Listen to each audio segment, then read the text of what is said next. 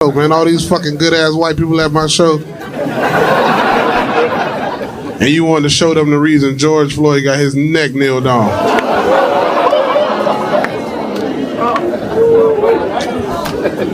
Don't ooh at that joke. It's just a joke, man. I would have never kneeled on George Floyd's neck.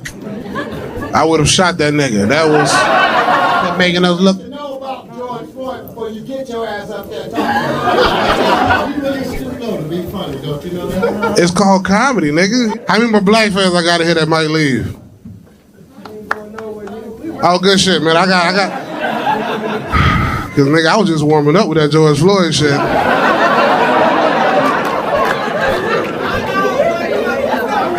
You ready to go? All right, baby. Okay. All right, you offended too, baby, with the braids? Right. You offended too? God damn, man, stop. Y'all good? Or y'all about to...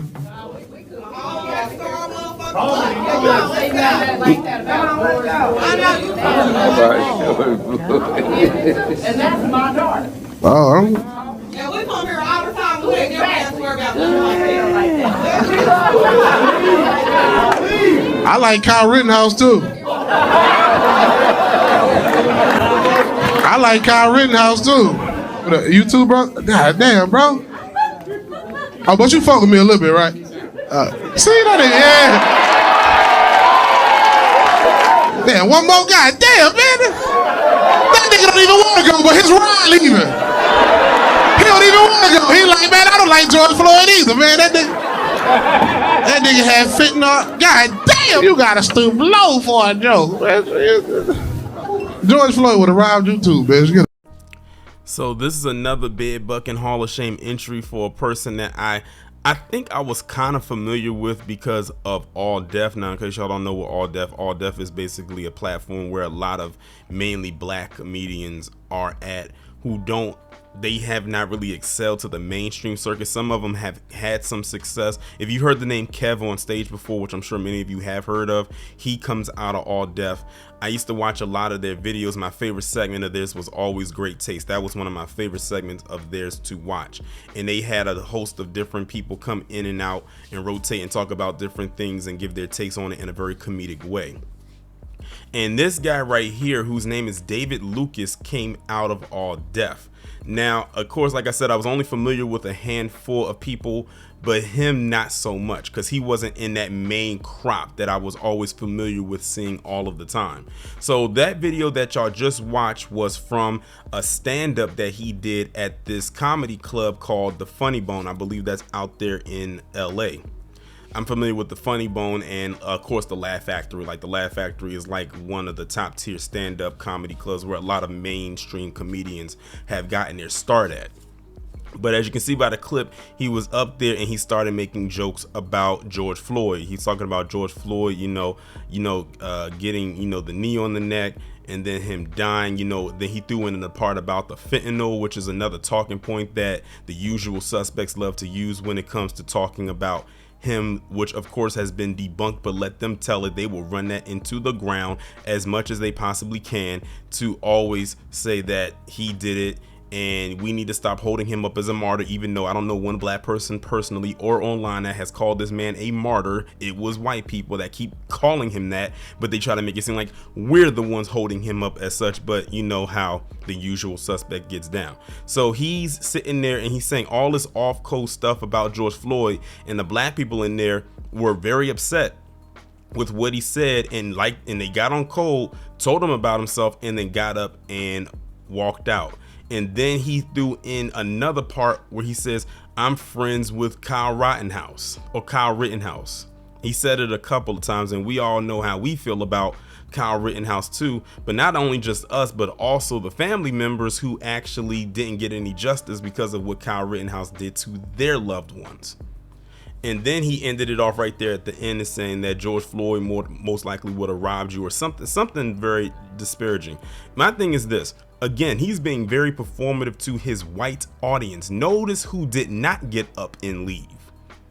Notice where all of the big laughs came from. It came from the white people who were there front and center, who were very entertained by what he said. Now, what if he would have been talking about them folks? What if he would have talked about them? What if he would have talked about those kids down in Uvalde? It would have been a whole different ball game. See, they love to laugh at our expense, but they will laugh even harder if it's coming from one of our own. That's why I say, look and pay attention to who is worse, the grifter or their supporters. And speaking of supporters, I'm going to show you a couple of responses that I saw under a post pertaining to this video and how black people responded from that video. But y'all going to see the responses from the usual suspects when it pertains to them now supporting David Lucas.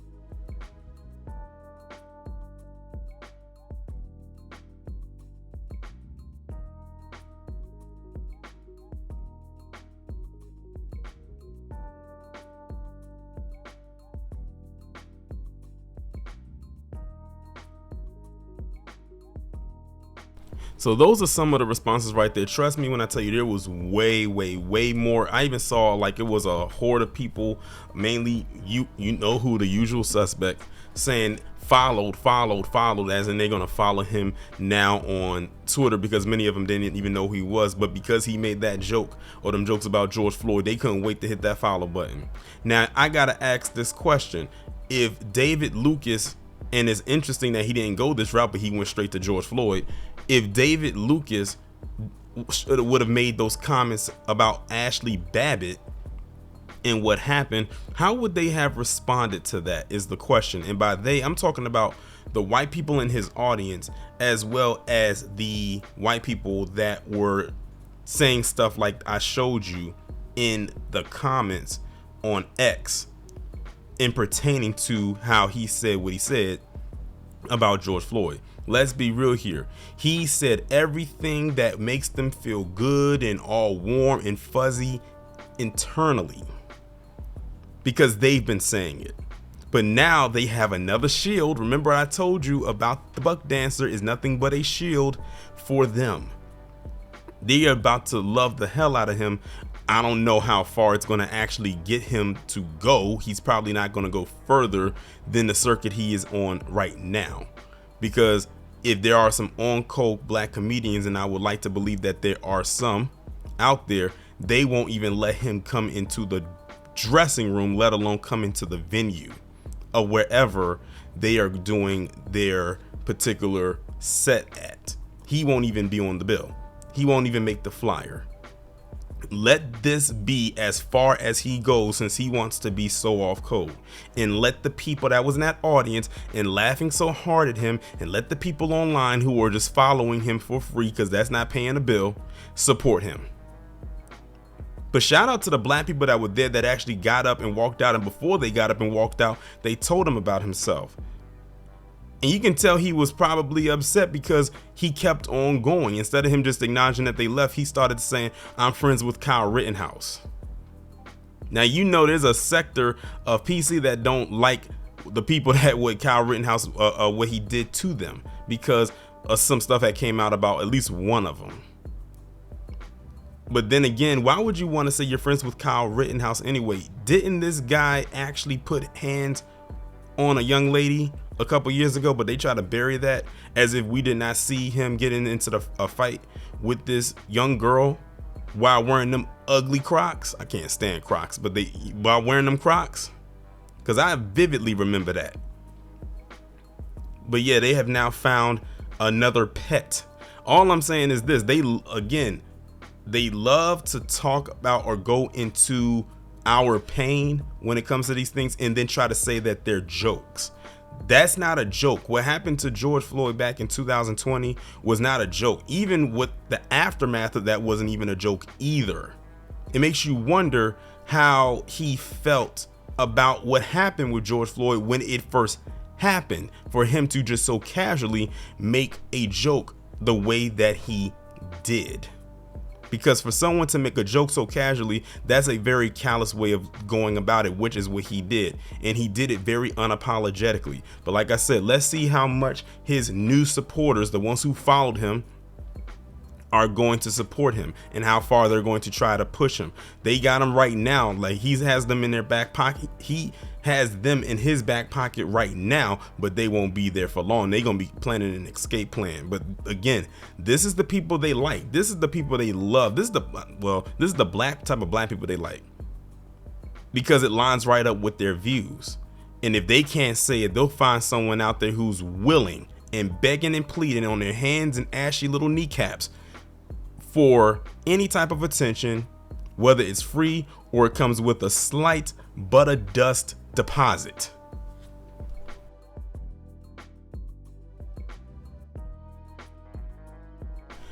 Apparently, David Lucas has given or issued an apology. Mind you, this is maybe a couple days after I recorded the part where this break just kind of got inserted in. So what I'm going to do is I'm going to insert the clip of him giving his so-called apology, and it's a reason why I call it so-called. Hi, this is comedian David Lucas. You know me from Kill Tony and other various roast shows. I'm an edgy, push the boundary comedian, and my job as a comedian is to bring humor in dire situations. With that being said, there's a clip that is circulating around social media, and since that clip has came out, I have spoken to a lot of George Floyd's family. I spoke to Cal Wayne, Trader Truth, Steven Jackson, and my intention was to never cause harm to his family or make them revisit a moment that happened a few years ago. I'm a father, so I get it. I understand how his kids feel. I've spoken to his whole family, and we've came to an understanding as to how to move forward from this, and just want to apologize to his kids and everybody who was close to him. So you all just heard his so-called apology right here. He said that he talked to various members of George Floyd's family. He didn't specify exactly who he spoke to, but he just said he talked to various members of the family. Then he broke down about the type of jokes that he does. Then, of course, he had to throw in there about him being a father himself. And he says that, I think the thing that pissed me off about what he just said is that he said he didn't mean for what was said to bring harm or cause harm to the family or make them revisit it. Well, here's the thing. It did make them revisit it. That was a traumatic moment for them. And then on top of that, George Floyd has a young daughter who's not going to grow up with her dad anymore. Like she's never going to have those special bonding moments with her dad that a lot of daughters would need with their father because of what happened. So imagine how it makes her feel as a little girl. So the internet, stuff goes viral all the time. You don't think they didn't see that? Of course they're going to feel some type of way about it. And then you just said you're a father. What if if that happened to you? What if you were George Floyd? Or what if something happens to your child? Would you want someone to get up there and make a joke about something that happened with you and your kid? No. But see, you can't see, that's the thing when you start going into those realms like that and you get into dark humor. And that's what he was trying to say. He was going into dark humor. But again, think about what he said before when he was on that stage. It came off very insensitive. Like he just didn't care. He even said what he would have done. But you know, they always mask it as quote unquote jokes, but jokes really for the most part are nothing but truth telling. Well, at least they should be, or stories of things or scenarios that happen in people's lives. And you used a very real life traumatic scenario that actually happened and said what you would have done instead of doing what Derek Chauvin did, which was already brutal enough with his knee on this man's neck for 9 minutes. You said you would have shot him. So you just basically told on yourself what you would have did to another black man, but tried to disguise it as a joke. And of course, PC ate it right on up because that's what they probably would have done, but they won't have the balls to actually come right out and say it. Now, to add on to that, I came across this screenshot under the same place where I came across the video of his so-called apology from his Instagram account. And you have this person right here named Randy Savage says, bro, you don't gotta apologize to nobody but the fam. To which David Lucas replied, I didn't apologize for the joke, only to his family. And that's why I said so-called apology, because in the video he said he did apologize, you know, to his family. You know, he mentioned his George Floyd's daughter, you know, towards the end of it, but he didn't apologize for the joke. See, that's why you got to really pay attention. He stands firm on everything that he said on that stage in front of that audience. He just apologized to the family for how it came off. And to be honest with you, if this didn't go viral, this wouldn't even be a conversation. But because it did, he had to come out and be his own PR team, so to speak. I don't know if he has a PR team or not, but he had to be his own PR team. He basically had to do damage control and didn't even do a good job at that. Now, the comment that's left underneath it is the one that a lot of black people were saying, including myself. They said it's funny that all the Caucasian people telling this man not to apologize, but you'd be in an uproar if he made the joke of this nature about somebody who was white. It wouldn't be so funny or just jokes then, would it?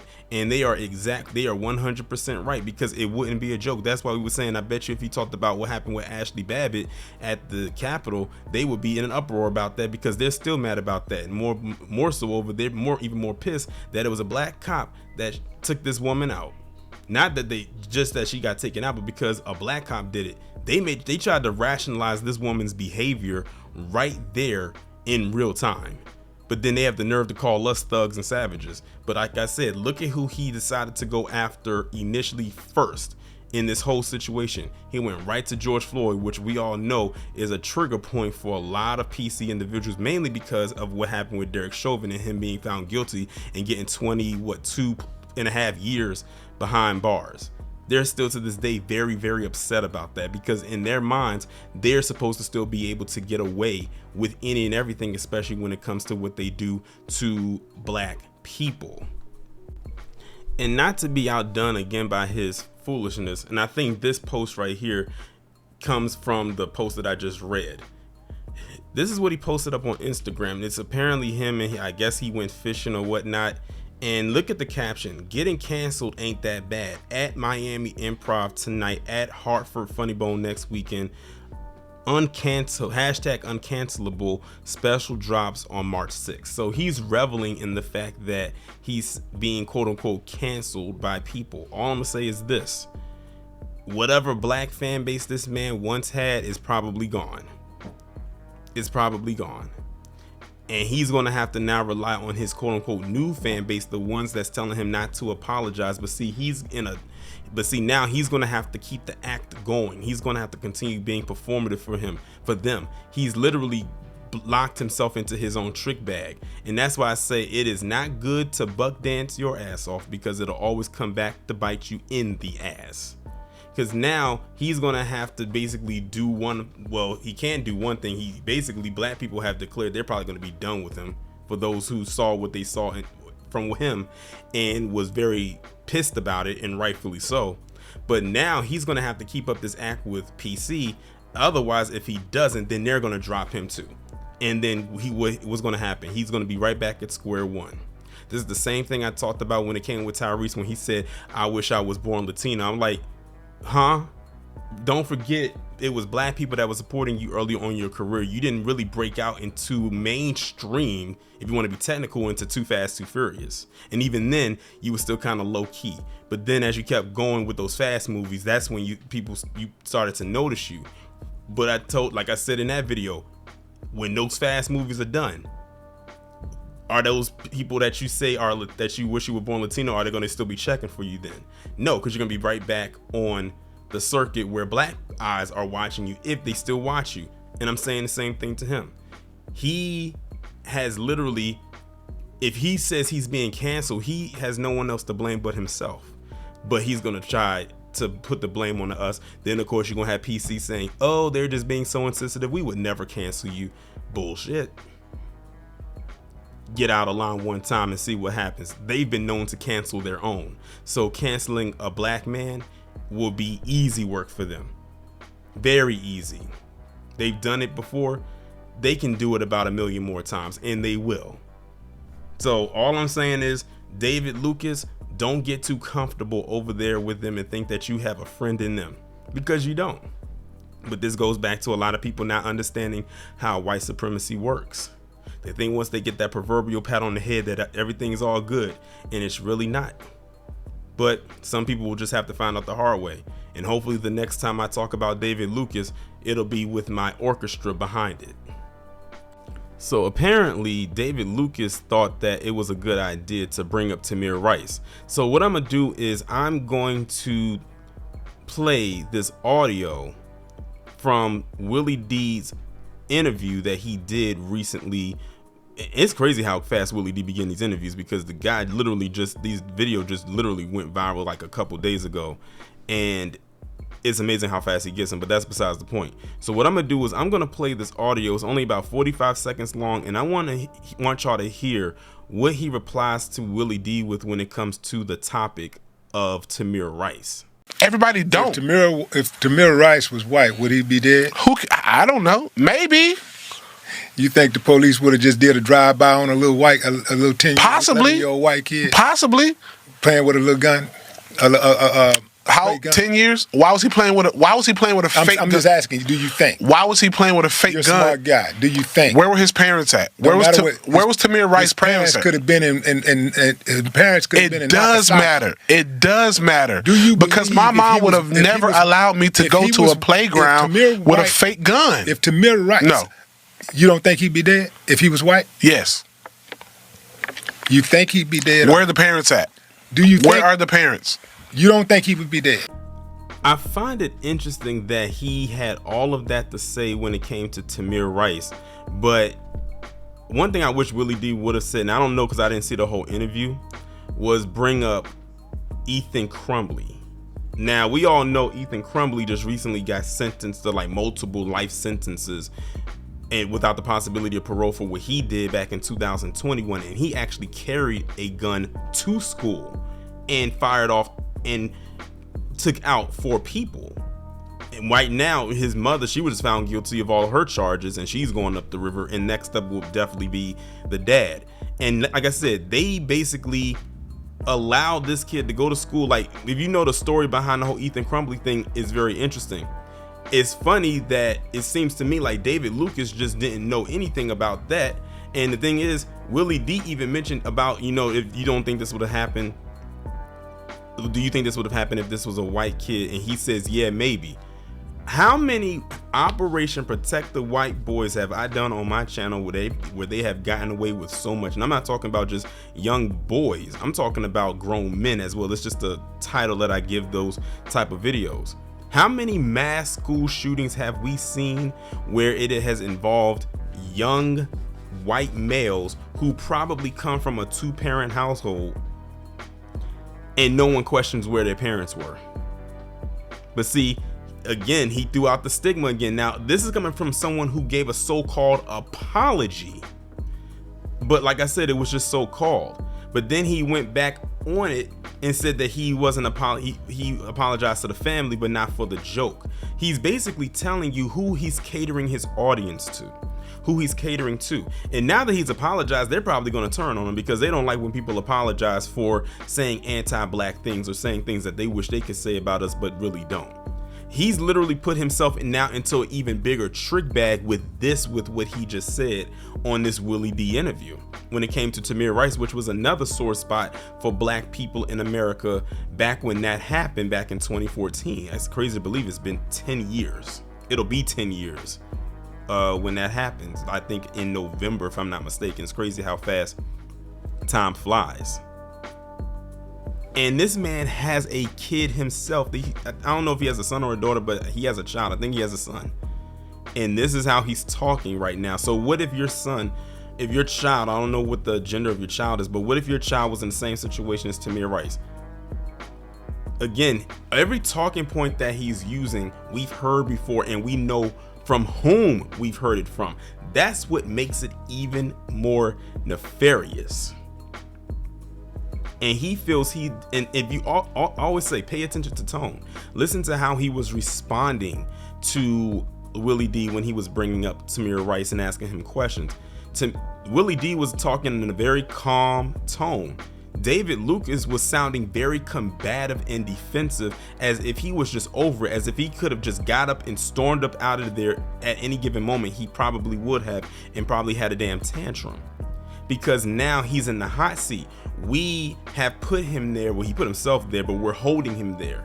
And we're not allowing him to just like slither away, because for so long that's what's been happening. But now we've actually gotten to the point where we are holding someone accountable. We're holding their feet to the fire for the stuff that they say, and we're not just allowing them to just walk away from it all willingly like many before them. Let this be a lesson to all the others that think they're going to do the same thing. If we get wind of it, if it makes the internet for one and goes viral, we'll get wind of it, and we'll just have to hold your feet to the fire as well, just like we're doing with him. It's called us being on code, straightening out a person who's clearly and very much so off code. And by the way, I believe one of his parents, if I'm not mistaken, is non-FBA. I think he said his dad or something like that is Cuban. That explains so much. It explains a lot. But yeah, that's what he had to say about Tamir Rice. It just seems like this video keeps getting longer and longer because it's a lot of stuff just keeps coming out involving this dude. But like I said, if I have to keep adding more stuff into this video, no matter how long it gets, up until the day that I finally upload it, it is what it is.